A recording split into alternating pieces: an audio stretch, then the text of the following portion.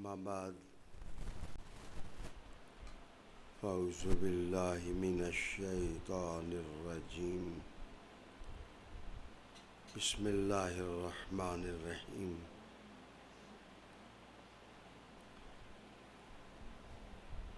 ورفعناه مكانا عليا صدق الله مولانا العظيم وبلغنا رسوله النبي الكريم ونحن على ذلك من الشاهدين والشاكرين والحمد لله رب العالمين.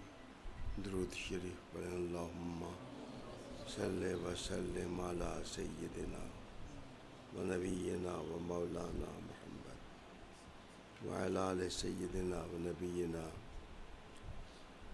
و مولانا محمد مبارک وسلم قابل صد احترام ناظرین، حاضرین، سادات کرام، ارباب علم و دانش،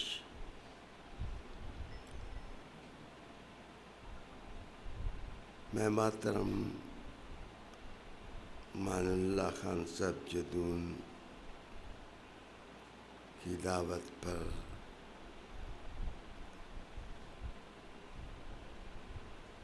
ایک اتفاقی نشست کے لیے حاضر ہوا.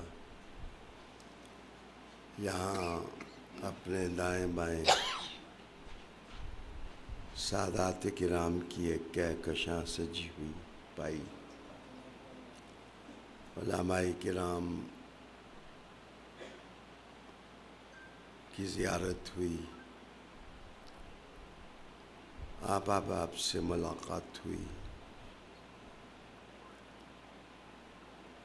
یہ لوگ جو میرے ساتھ بیٹھے ہیں یہ مرتبہ میں مجھ سے بڑے ہیں. میں ان کی صف کا سب سے چھوٹا انسان ہوں.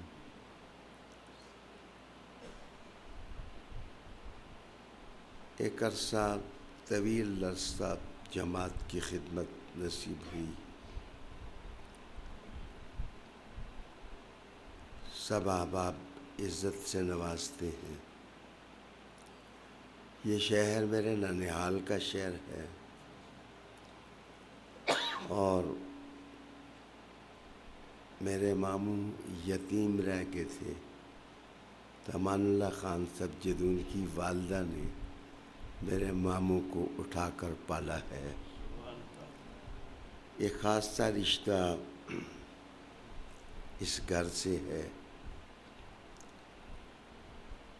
اپنی علالت کے باوجود بہانہ سازیاں کرتا رہا، لیکن آپ کا حکم فائق ہوا اور میں آپ کی خدمت میں حاضر ہوا.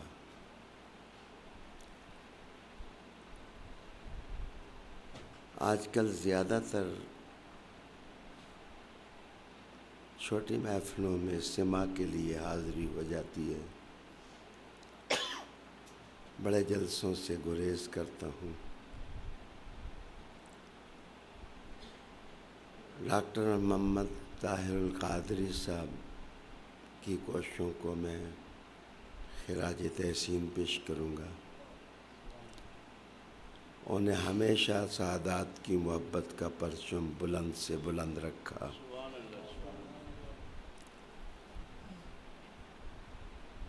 بعض اتفاقات بھی بڑے میٹھے ہوتے ہیں کہ ہماری دوستی جوانی میں شروع ہوئی، پھر بیچ میں اپنے کاموں میں ہم مصروف ہو گئے. بڑھاپا پھر دوستی کی بنیاد تلاش کرنے میں مشغول ہو گیا. آپ سب لوگوں کا شکریہ، آپ سب لوگوں کی مہربانی. آپ تشریف لائے. میں نے ایک مختصر سی آیت قرآن حکیم کی تلاوت کی ہے، بہت مختصر۔ دراصل بڑا مرتبہ پانے کے لیے، بڑا مقام پانے کے لیے قرآن مجید نے یہاں لفظ علیہ استعمال کیا۔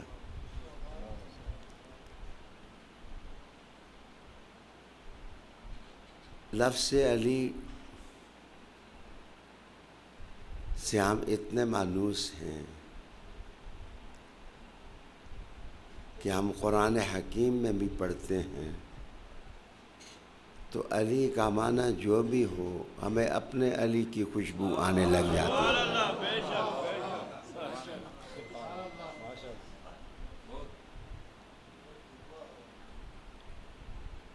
اصل میں 10 صفات ہیں، لیکن میری اس بات کا معنی یہ نہ سمجھیں کہ میرا خطاب لمبا ہے، وہ بہت مختصر ہوگا۔ 10 صفات ہیں جن سے مقام علو عبارت ہوتا ہے۔ اللہ بڑا مرتبہ اس آدمی کو دیتا ہے جس میں 10 صفات ہوں۔ اب قرآن حکیم کی پہلی آیت بھی سنیے۔ ارشاد باری ہے، وَاذْكُرْ فِي الْكِتَابِ ادریس۔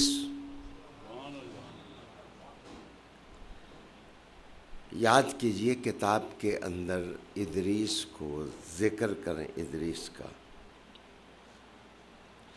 إِنَّهُ كَانَ صِدِّيقًا نَبِيًّا، بے شک وہ صدیق تھے، نبی تھے۔ وَرَفَعْنَاهُ، ہم نے ان کو بلندی بخشی۔ مَكَانًا، اس مکان تک ہم ان کو لے گئے، علیہ جو بہت اونچا تھا۔ علی وہی ہوتا ہے جو بہت اونچا ہو۔ علی بلندی کا نام ہے، بہت اونچا ہونے کا نام ہے۔ سادات کرام، پہلا نقطہ عظمت کا ذکر محبوب ہے۔ وَاذْكُرْ، کتاب بعد میں ہے، علم بعد میں ہے، کراتیس بعد میں ہے، لکھنا بعد میں ہے، عرفان کے زاویے بعد میں ہیں، اور مطالعہ بعد میں ہے، لیکن اس سے پہلے ذکر ہے۔ جس علم کی بنیاد ذکر ہو اس علم کو زوال نہیں ہوتا، اور جس علم کی بنیاد ذکر نہ ہو اس علم کو پائیداری نصیب نہیں ہوتی۔ علی کا علم اس لیے اونچا تھا کہ ذکر مصطفیٰ کی نسبت انہیں حاصل تھی۔ وَاذْكُرْ فِي الْكِتَابِ،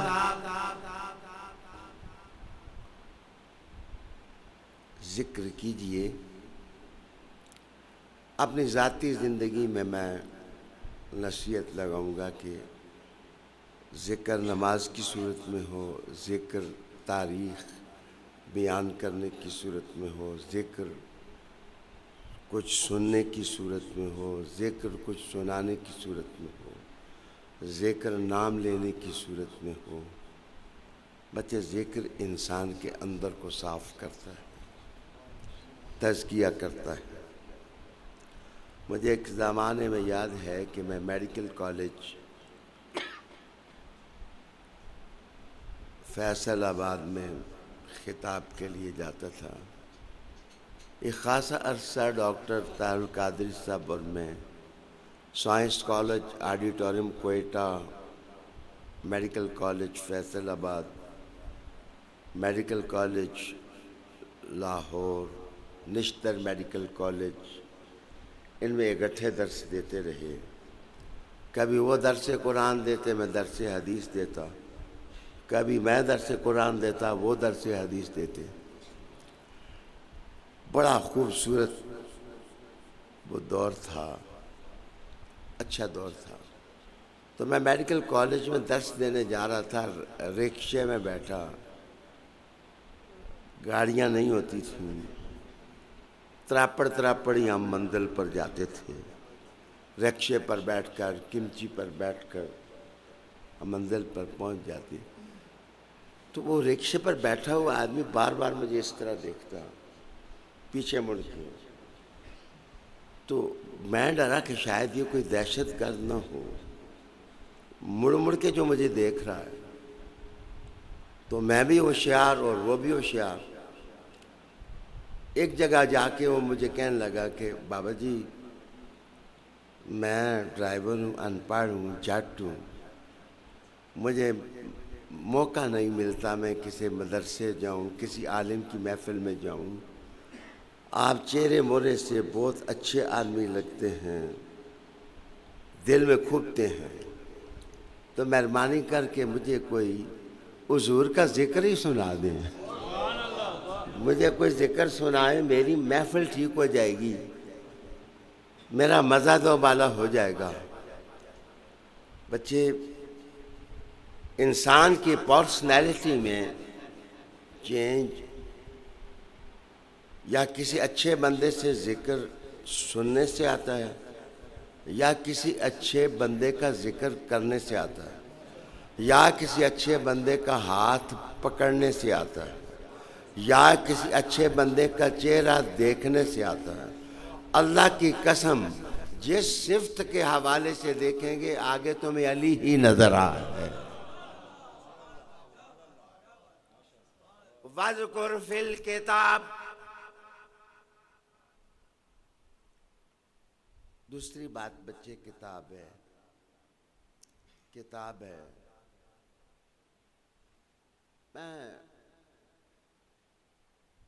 میری شہرت بہت اچھی ہے کہ یہ کسی مخالف کو بھی گالی نہیں دیتا، پھولوں کی زبان میں بات کرتا ہے۔ دراصل میری ایک بات ذہن میں رکھی کہ احادیث کا علم سیکھنا، یہ جاننا، جیسے شاہ صاحب کہہ رہے تھے متواتر ہے یہ حدیث، یہ مشہور ہے، یہ واحد ہے، یہ خبر مرفوع ہے، یہ موقوف ہے، یہ مقطوع ہے، یہ مرسل ہے، اس میں تدلیس ہے، یہ اس میں افراد نسبی ہے، افراد نسبی نہیں ہے، یہ اصول کی باتیں ہیں۔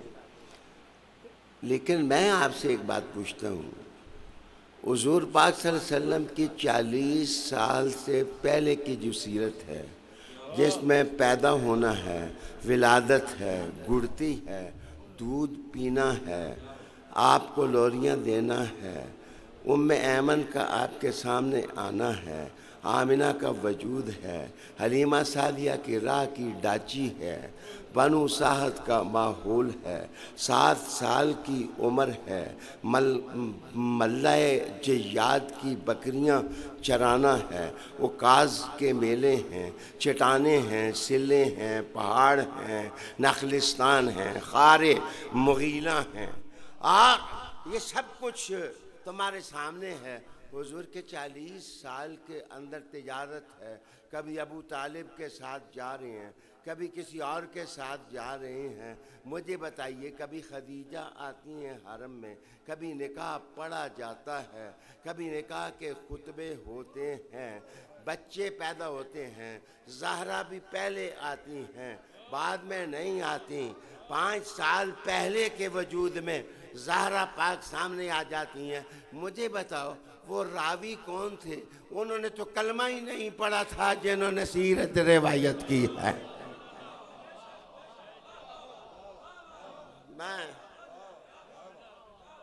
کلمہ پڑھنا تو بعد کی بات ہے، وہ تو 40 سال کی عمر میں جب اعلان نبوت ہوا تو پھر کلمے کی بات شروع ہوئی۔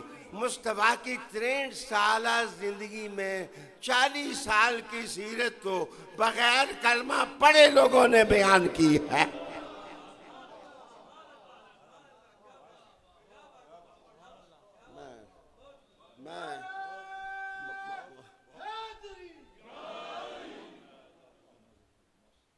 مجھے بتائیں 80,000 لوگ جو حضور کی سیرت کلمہ پڑھے بغیر بیان کریں، آپ مان لیتے ہیں؟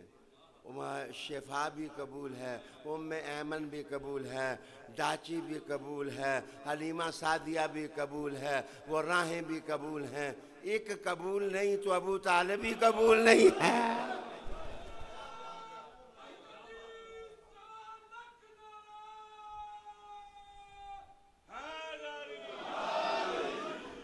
بس میرے خیال میں جتنے زعفران کی نرم نرم پتیاں ان پر نچھاور کرتے ہیں، تھوڑی سی پتیاں ابو طالب کے گھر پر بھی نچھاور کرتے ہیں۔ میں کوئی سخت لفظ نہیں کہہ رہا، کوئی کانٹا نہیں چبا رہا، کوئی سوئی میں نہیں چبا رہا۔ میرے دوست استوا قاسم کے پاس ہے میری 10 محرم کی تقریر، میں ایک آیت پڑھوں گا اور میں اس آیت سے محرم بیان کروں گا۔ انشاءاللہ آپ کو سمجھ آئے گی کہ ابو طالب کا گھر کیا ہے، آپ کو سمجھ آئے گی کہ ان کا گھر کیا ہے۔ تھوڑا آگے بڑھیں۔ الکتاب، قسم تمہیں حق اور انصاف کی، مجھے بھی اللہ کی عزت کی قسم، اگر یہ سوال پیدا ہو کہ کتاب کے ساتھ حضور نے کس کو جوڑا ہے، قرآن کے ساتھ کس کو جوڑا ہے؟ سارے قرآن والے تھے، صدیق بھی قرآن والے ہیں، عمر بھی قرآن والے ہیں، عثمان بھی قرآن والے ہیں، سارے قرآن والے ہیں، سلام ان پر۔ لیکن جو پنکچویلٹیز ہوتی ہیں خاص خاص، سید یہ بھی ہیں، سید یہ بھی ہیں، سید یہ بھی ہیں، سید یہ بھی ہیں، سید میں بھی ہوں، اس کرسی پر مجھے کیوں بٹھایا ہے؟ میں معاف کر رہا ہوں، سادات ہونے میں تو کوئی فرق نہیں، یہ بھی علی کے بیٹے ہیں، ہم بھی علی کے بیٹے ہیں، لیکن ساروں نے مل کر کے آج کی بارات کا دولہا مجھے بنا دیا اور اس کرسی پر بٹھا دیا۔ یاد رکھنا سارے قرآن کے ساتھ تھے، لیکن کوئی خاص تھا جس نے صدیوں قرآن کے ساتھ رہنا تھا، اس کے خون نے رہنا تھا، اس کی نسل نے رہنا تھا، اس کی اولاد نے رہنا تھا۔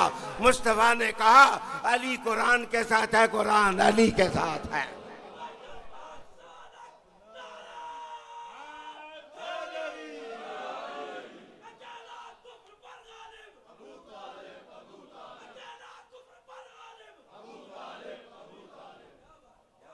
وَاذْكُرْ فِي الْكِتَابِ، اللہ کا ذکر کرنا، بچے کسی کا ذکر سننا، کسی ذکر والے کی محفل میں بیٹھنا۔ آج صوفی صاحب میرے پیر بھائی ہیں، تو میرے دادا جی صاحب چشتیہ سلسلے میں بیعت کرتے تھے، تربیت کے لیے مجھے نقشبندیہ سلسلہ میں چھوڑا، تو یہ میرے نقشبندی دوست ہیں۔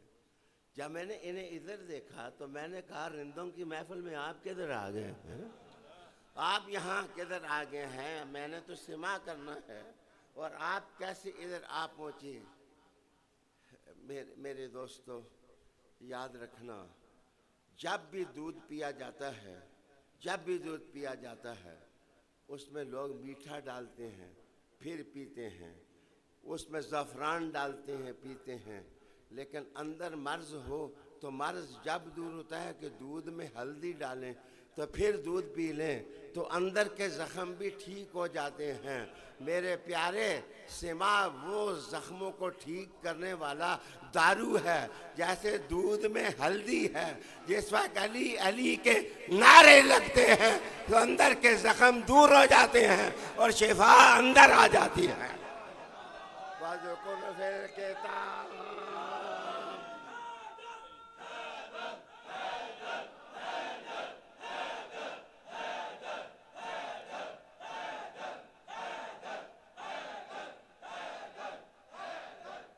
میری بات سنیے، میں فقیر نے 50 سال سماع سے روزہ رکھا ہے، 50 سال سماع نہیں کیا۔ آپ مجھ سے پوچھیں آپ نے کیوں سماع شروع کیا؟ میں نے اس لیے شروع کیا کہ میں آج پوچھتا ہوں پاکستان فوج کا کمانڈر ایران کیوں گیا ہے اور ادھر نعرے حیدری کیوں لگا رہا ہے، علی علی کیوں ہو رہا ہے؟ دراصل مقابلہ یہودیوں سے ہے۔ یاد رکھنا، اگر مجوسیوں سے مقابلہ ہو تو نعرہ تکبیر لگا ہو، اور اگر رسالت کے منکروں سے مقابلہ ہو تو نعرہ رسالت لگاؤ۔ مقابلہ یہودیوں سے ہو تو حیدر حیدر حیدر کا چرچا کر دو۔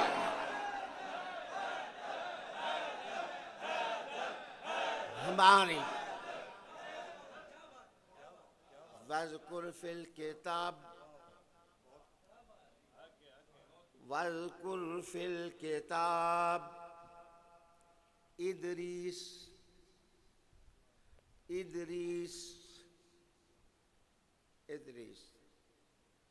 عبد الباسط آپ نے انگلینڈ سے میری ہزار تقریر سنی ہے، آج یہ وہاں کا مہمان میرے ساتھ آ گیا، تو بڑا رائٹر ہے ماشاءاللہ، ادیب ہے، تو میں نے اس لفظ پر پہلے تقریر نہیں کی، یہ میری پہلی تقریر ہے جو میں یہاں بیان کر رہا ہوں۔ ادریس علیہ السلام نوح علیہ السلام سے بھی پہلے کے پیغمبر ہیں۔ He was ancestors of نوح علیہ السلام، یہ نوح علیہ السلام کے ancestors تھے، بزرگ تھے۔ ان کا نام ادریس کیوں ہے؟ ادریس کا معنی کیا ہوتا ہے؟ بھائی جی، میں کمرے میں بیٹھ کے تو تقریر نہیں کر رہا، لاکھوں لوگ سن رہے ہیں۔ ادریس دارس سے ہے، درس سے ہے۔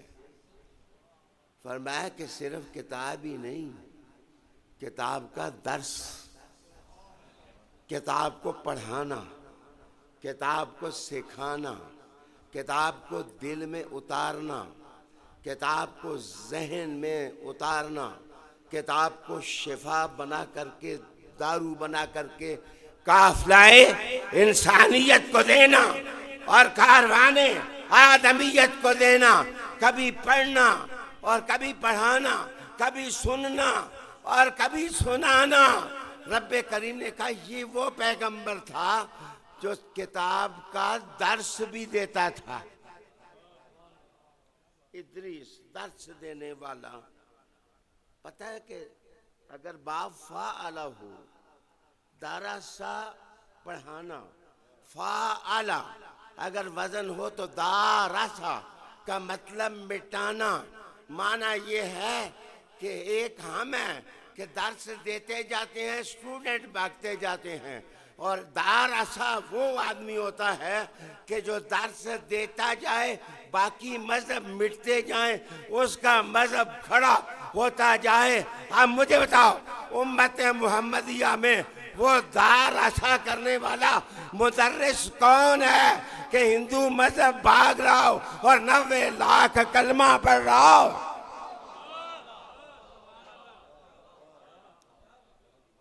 اتنی بڑی کنورژن مسلمانوں تمہاری تاریخ میں نہیں ہوئی جتنی غریب نواز نے کی، اور سید عبد القادر جیلانی نے کی، بہاءالدین نقش بند نے کی، اور سید علی یمنی نے کی، سید علی ہمدانی نے کی، اور یہ گلگت کا ایریا علی علی کرنے لگ گیا، اور عبادات کا نظام ان کے اندر آ گیا۔ میں تمہیں آہستہ پوچھتا ہوں، عبد القادر کس کا پتر ہے؟ غریب نواز کس کا پتر ہے؟ بہاءالدین نقشبند کس کا پتر ہے؟ علی ہمدانی کس کا پتر ہے؟ اور مخادیم اچ شریف کس کے بیٹے ہیں؟ ان کے پیچھے علی نہ ہوتا تو کنورژن نہ ہوتی۔ یہ گلستان سارا علی کا لگایا ہوا ہے۔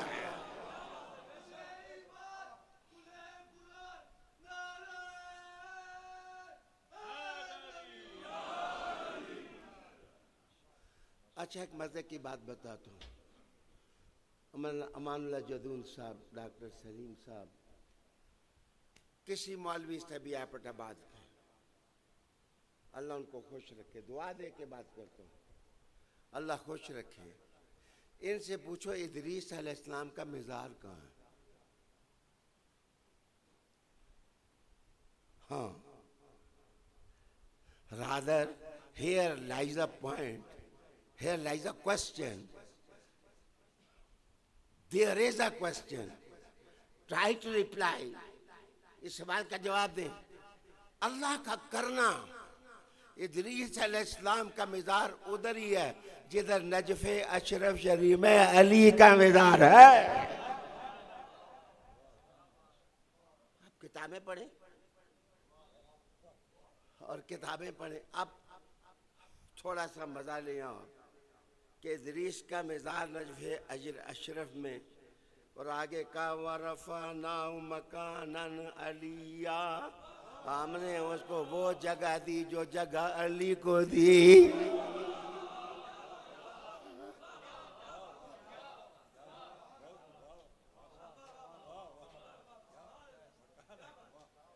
دنیا کا کوئی شخص کلندر ہو، ابدال ہو، صدیق ہو، صحابی ہو، اللہ کے کسی نبی کے برابر نہیں ہو سکتا۔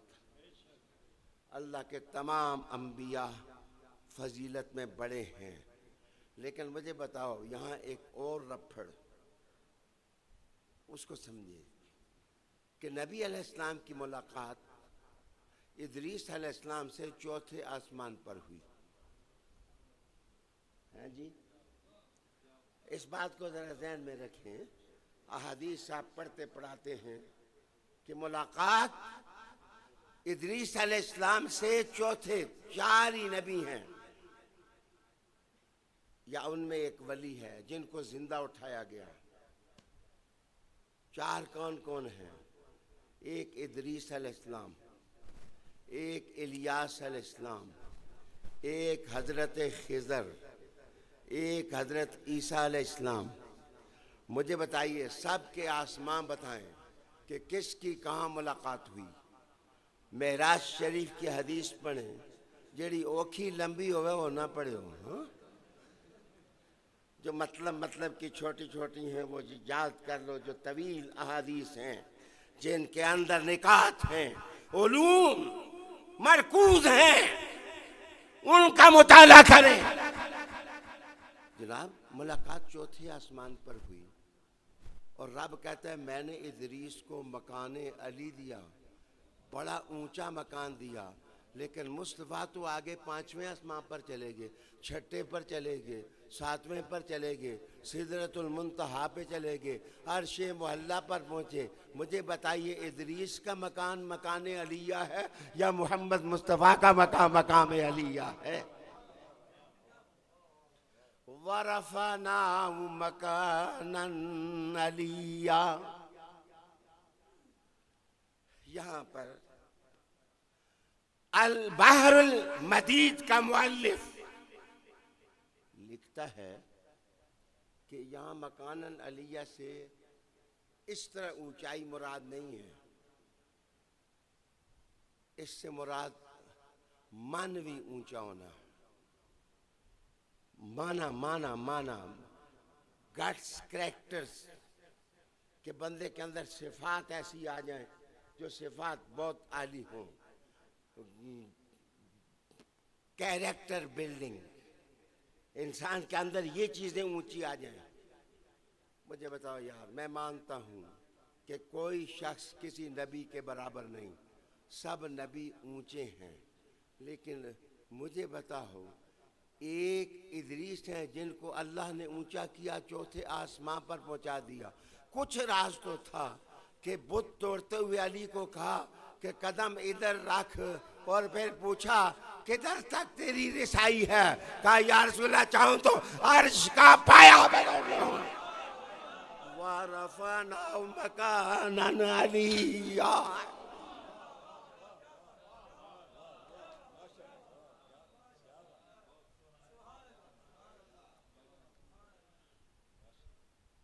میرے استاد صاحب تھے شیخ القرآن علامہ عبد الغفور ہزاروی رحمۃ اللہ علیہ تعالی۔ بہت چھوٹی عمر میں نے ان سے دورہ تفسیر پڑھا، 9ویں جماعت میں تھا میں، 9ویں جماعت میں تھا تو گھڑی چین والی باندھی تھی اور چٹے کپڑے پہنے ہوئے تھے، اور آپ سے پردہ کیا، ٹوپی سر پر نہیں تھی، اور ظاہر بال بھی ہو سکتا ہے مانگ ٹیڑھی ہو گئی ہو یا درمیان میں ہو گئی ہو۔ اسی طرح میں چلا گیا پڑھنے کے لیے قرآن مجید۔ استاد صاحب کے پاس کہا جی استاد جی، اوے لڑکے کدھر آئے ہو؟ جی میں قرآن پڑھنے کے لیے آیا ہوں۔ تو استاد غصے میں آ گئے، کہنے لگے اے کڑیاں باندھ کے کپڑے بودیاں رکھ کے تے جناب یہ کپڑے پا کے تے عبد الغفور کو لو دورہ پڑھنے واسطے آئے، مانا پڑھانا، جا واپس چلا جا۔ میرے پاس رکا تھا استاد مولانا محب النبی صاحب رحمۃ اللہ علیہ، انہوں نے کہا کہ یہ شالاں دا بچہ ہی تے بڑا لائق ہی تے اینو پڑھانا ہی پڑھانا ہے۔ اللہ کی قسم ان استادوں پر میں قربان، جس وقت انہوں نے رکا پڑا تو پیچھے سے دوڑنے کے بعد پگ اتارنے کے بعد میرے پاؤں میں پھینک دی، اوے تو شالاں دا پتر ہے، تینوں پڑھاواں گا بھی، سحری بھی نال کراواں گا، روزہ بھی نال کھلاواں گا، تے کاپی بھی خود لکھ کے دیواں گا، تے سند بھی ہاتھ نال لکھ کے دیں گا۔ وہ تیرے اندر میرے پیر میر علی شادی ذات تے قبیلے دا خون ہے۔ میرے دوست، اللہ اکبر، استاد جی کہا کرتے تھے کسی کو اونچا کر کے اونچا بنا دینا بھی بہت بڑا مقام ہے، لیکن کسی اونچے کا اونچے سے واپس آ جانا بھی بڑی بات ہے۔ کہتے ہیں کہ ادریس اونچے تھے کہ مصطفیٰ ان سے چوتھے آسمان پر مل کے آگے چلے گئے اور روڈ ٹو عرش محلہ اس طرف چلے گئے، لیکن میرے علی کا مقام یہ تھا کہ مصطفیٰ اس سے خدا کو دیکھ کے واپس پھر علی کے پاس آ گئے، وَذْكُرْ فِي الْكِتَابِ ادریس۔ اچھا عبد الباسط، میری گفتگو کے 40، پرانے زمانے میں صرف 40 منٹ تقریر کیا کرتا تھا، پھر بڑھا کے 45 منٹ کی، اب بڑھا ہو گیا ہوں تو زیادہ دیر تنگ نہیں کرتا۔ اگر آپ سے کوئی سوال پوچھے کہ سب سے پہلے 30 صحیفے کس نبی کے دل پر اترے، اس کا جواب ہے ادریس علیہ السلام۔ اس کا جواب ہے ادریس علیہ السلام، کہ ادریس علیہ السلام کے دل پر 30 صحیفے اللہ کی طرف سے نازل ہوئے۔ ان کی زبان کیا تھی؟ ان میں لکھا ہوا کیا ہے؟ ادریس علیہ السلام کا نام تورات کے اندر خنوک آتا ہے، خنوک، خنوک ادریس نہیں آتا۔ بائبل اگر آپ پڑھیں تو بائبل کے اندر ادریس علیہ السلام کا نام ادریس نہیں ہے، خنوک پیغمبر ہے۔ تلمود کے اندر اور پیدائش کے اندر ان کا اسم گرامی ہے۔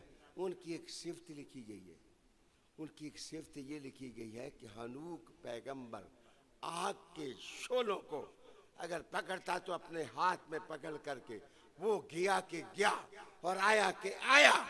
آگ کے شعلے اس کے محتاط تھے، آئیے، وہ تو پیغمبر تھے۔ اس کائنات میں آگ کا سب سے بڑا شعلہ سورج ہے۔ مجھے بتائیں، جب علی کی گود میں مصطفیٰ صلی اللہ علیہ وسلم نے سر رکھا ہوا تھا، عصر کی نماز چلی گئی تو یہ شعلہ آتش کس کے حکم کا پابند تھا؟ مصطفیٰ نے کہا علی جا کے اس کو کہو واپس آ، واپس آ، واپس آ۔ اس کا مطلب ہے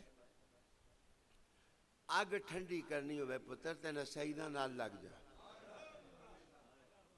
کہتے ہیں کہ پانی گندا بھی ہو نا تو وہ بھی آگ بجھانے کے لیے فرسٹ کلاس ہوتا ہے، فرسٹ کلاس ٹھیک ہوتا ہے۔ سیدوں پر تنقید نہ کیا کرو۔ سید بادشاہ جو ہیں وہ حضور کی نسبت والے ہیں، وہ مولا علی کی نسبت والے ہیں۔ اللہ رب العالمین ان کی وجہ سے تمہاری آگوں کو ٹھنڈا کرے گا۔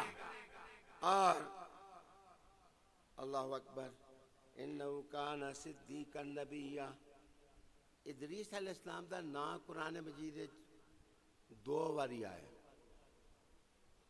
ایک دفعہ بھی نہیں آیا، دو دفعہ آیا۔ ایک دفعہ ساتھ کہا ہے صدیقہ، ایک دفعہ کہا ہے صابرہ، ایک دفعہ کہا یہ صابر ہیں، اور ایک دفعہ کہا یہ سچے ہیں۔ اللہ اکبر۔ ادھر میری طرف دیکھو، یہ معمہ کسی نے حل نہیں کیا ہوگا، مولانا گزر جاتے ہیں۔ مجھ سے پوچھو ابو بکر صدیق کو آپ صدیق اکبر مانتے ہیں؟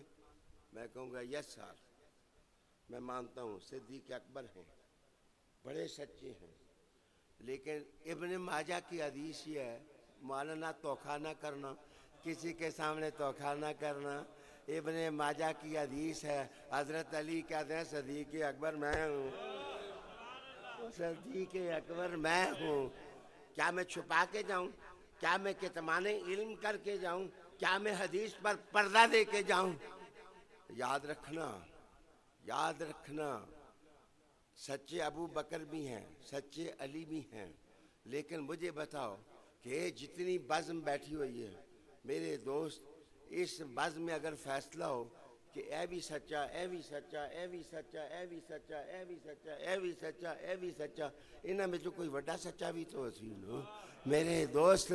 اس بزم کا بڑا سچا اور ہے، اس بزم کا بڑا سچا اور ہے، پہلے زمانے کا بڑا سچا اور ہے، پچھلے زمانے کا بڑا سچا اور ہے۔ کیا صدیق کا دور تھا تو بڑا سچا ابو بکر تھا، جب زمانہ اولاد رسول کا آ گیا تو صدیق اکبر علی علی علی علی علی۔ ان کی صداقت، ان کی صداقت، ان کی صداقت کے گواہ موجود ہیں۔ میرے علی ان کی صداقت کا گواہ ہے، گواہ ہے۔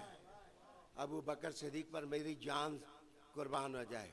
جس وقت مرزا غلام احمد قادیانی نے چیلنج کیا تھا کہ آ جاؤ مقابلے میں نکل آؤ، صدیق اکبر کی اولاد بھی موجود تھی، عمر کی اولاد بھی موجود تھی، ساروں کی اولاد موجود تھی، لیکن علی کی اولاد اٹھی اور میرے علی نے کہا قلم تو بھی رکھ، قلم میں بھی رکھتا ہوں، دیکھو کس کا قلم لکھتا ہے۔ کسی نے پوچھا تھا اتنا بڑا دعویٰ کیوں کر دیا؟ کہا کہ کٹی قلعے دے زور سے تنگ دیے۔ رات کو مجھے مصطفیٰ نے کہہ دیا تھا بیٹا جو مانگے گا وہی ہو جائے گا، جو مانگے گا وہی ہو جائے گا، جو مانگے گا وہی ہو جائے گا۔ میرے دوست، دراصل آخری صحابی 110 ہجری میں فوت ہوئے، اللہ کے پاس چلے گئے۔ سب صحابہ بڑے تھے، بگ گنز تھے، گریٹ تھے، میرے جیسے لوگ ان کے قدموں پر فدا ہو جائیں، لیکن ہم جمپ نہیں لگانے دیں گے۔ ہمارا مقابلہ، ہماری نصیحت صرف یہ ہے کہ تم ابو بکر اور عمر اور عثمان اور علی کرتے کرتے جمپ لگا کے فتح مکہ کے بعد چلے جاتے ہو اور ان کے نعرے لگ جاتے ہو۔ ہم کہتے ہیں جمپ نہیں لگانے دیں گے، علی کی جگہ علی کا نعرہ ہوگا، حیدر ہی کا نعرہ ہوگا، باقی سب۔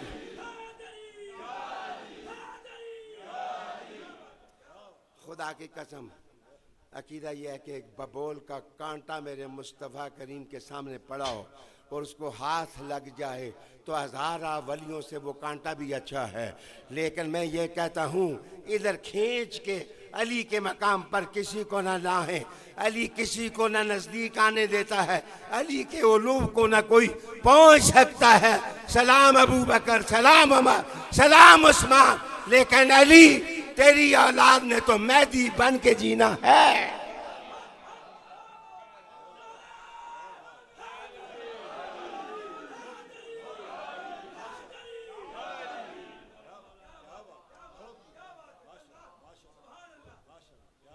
میں ڈاکٹر صاحب کو خراج تحسین پیش کرتا ہوں، ڈاکٹر طاہر القادری صاحب کو، کہ انہیں جرت تو کی ہے کہ یزید لعنتی ہے، جرت تو کی ہے یزید کی لعنتی ہے۔ وہ کوئی آدمی ہے؟ مان اللہ جدون صاحب وہ کوئی مسلک ہے؟ وہ کوئی عالم ہے جس کے نزدیک ظالم اور مظلوم دونوں برابر ہوں؟ میری بات سمجھے؟ ظالم اور مظلوم دونوں کے نزدیک قاتل اور مقتول دونوں برابر ہوں؟ وہ بندہ ہے کوئی کہ جو کہ قاتل اور مقتول دونوں برابر ہے؟ حسین اور یزید دونوں رضی اللہ تعالیٰ عنہ، ایسا نہیں ہو سکتا۔ یزید لعنتی ہے اور حسین جنتی جوانوں کا سردار ہے۔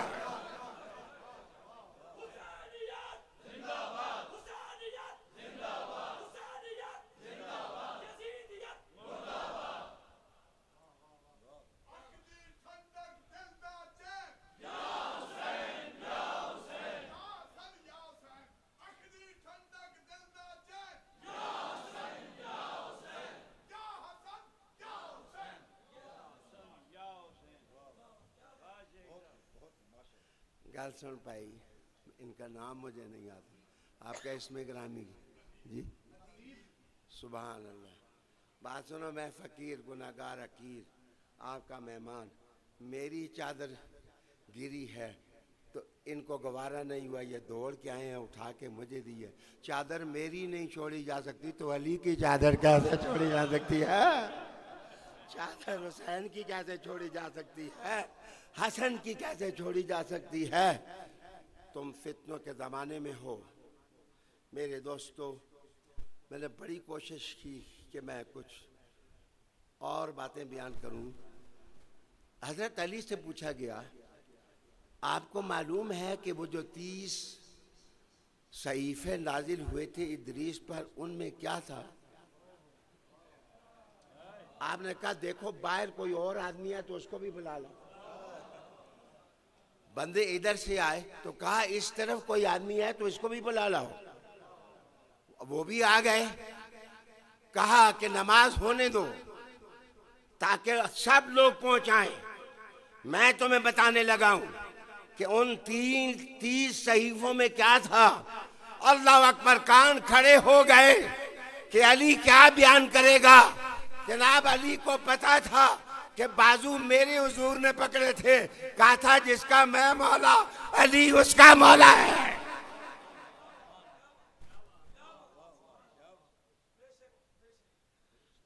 پتا ہے جس وقت سارے اکٹھے ہو گئے تو آپ نے کہا مجھے پتا ہے ان 30 صحیفوں میں کیا تھا، مجھے پتا ہے، میں جانتا ہوں۔ ان سے ان کے قریبی یار ابو ذر غفاری نے پوچھا کہ آپ کو کیسے پتہ ہے؟ آپ نے کبھی پہلے ذکر نہیں کیا. آپ نے کہا وَلَا رَتْبٍ وَلَا يَابِسٍ إِلَّا فِي كِتَابٍ مُبِينٍ. قرآن جو میرے دل میں ہے تو وہ 30 کے 30 قرآن میں ہے. وہ 30 کے 30 قرآن کے اندر ہیں. عالی جناب امان اللہ جدون صاحب، آپ کا شکریہ. سید صاحبان کا شکریہ. بیماری کے باوجود سما خراشی کر دی. اللہ قبول کر لے. بچے میں حالات بہت زیادہ بیماری کے لحاظ سے خراب ہیں. میں سفر نہیں کر سکتا اور عمر بھی اب 72-73 سال ہو گئی ہے. تو اس عمر میں اب وہ شوخی اور وہ پہلے سا انداز تو نہیں ہے. لیکن آپ سے ملاقات ہو گئی. خوش رہو. زندگی کا کوئی پتہ نہیں کس وقت دنیا سے اٹھ جائیں. معاف کرتے رہنا. لیکن ایک بات اللہ کی قسم میرے تم گواہ رہنا کہ پہلے جب میں جماعت کا صدر تھا نا، اس وقت ہم بھی چوگلی ووگلی باتیں کیا کرتے تھے. شکر الحمدللہ ریٹائر ہوا ہوں. جان چھٹی ہے. یک طرفہ ہو گئے ہیں. اب ہم آواز دے کے کہتے ہیں علی تو ساڑھے واسطے اسی تواڑے واسطے. باہ باہ باہ. اب ہم نے یکسوئی اختیار کر لیا ہے. انہی کے لیے ہم ہو گئے ہیں. بچے اپنی قبر اپنی محشر میں. میں نہیں کہتا صحابہ رضی اللہ تعالیٰ عنہم اجمعین. میں نے پہلے کہا ہے کہ میں تو خار مغیلہ جو حضور کی گلی میں پڑا ہو اس کی بھی قدر کرنے والا ہوں. لیکن جس وقت علی کا نام آتا ہے تو ویسے ہی بس اندر جان آ جاتی ہے، اندر طاقت پیدا ہو جاتی ہے. تو مان اللہ